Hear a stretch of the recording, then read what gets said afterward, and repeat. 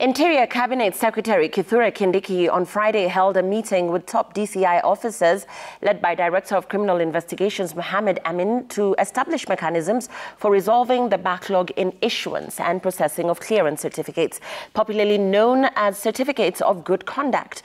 The CS discussed with the DCI team and agreed on a recovery plan to return normalcy in the provision of this critical service to members of the public. Earlier, Professor Kindiki held a meeting with senior officials from the Immigration Department to review measures aimed at clearing the passport backlog. Kithure reports. The Directorate of Criminal Investigations headquarters was on Interior Cabinet Secretary Professor Kithure Kindiki's to-do list on Friday. The aim to clear a backlog of vital documents applied for by members of the public.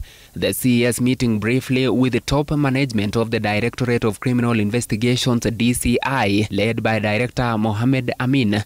Top on the list of Professor Kindiki's agenda, the assessment of the process and system constraints that have led to paralysis in the production of police clearance documents or certificate of good conduct over the last few months. The public is almost running out of patience with us, yet the reasons why that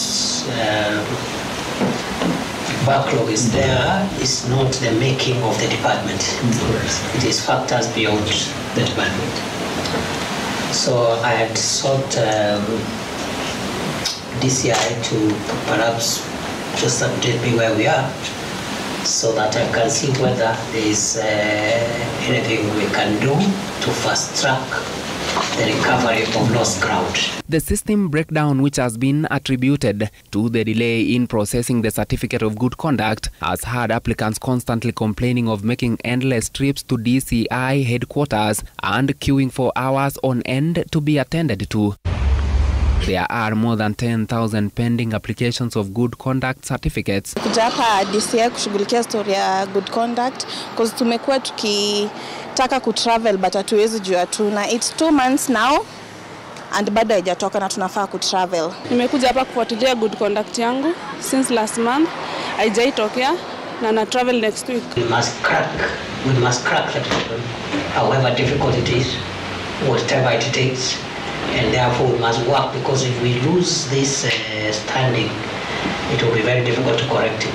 And I am saying that because I know some of our departments, we are really struggling to get public confidence in them again.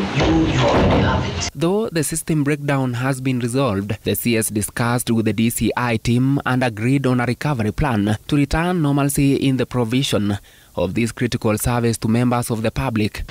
Based on the report, it appears that even when we are back on track, we may need to do a few other things to be able to catch up with the demand and bring things to normal. Earlier on, the Interior CES met senior officials from the Immigration Department to review measures implemented to clear the passport backlog at Nyayo House. This after making several random visits to Nyayo House to monitor the process the immigration team has made. During his early morning visit on Friday, the CS was greeted with a heartwarming moment after an applicant obtained her passport after a long and arduous struggle. Yeah, it was last Friday. Last week on Friday, the woman who was almost tearful confronted the Interior CS following a 1-year struggle to be issued with a vital travel document. The government has assured Kenyans that the passport backlog will be cleared once and for all in the next 9 days. Kithure, Citizen TV, Nairobi.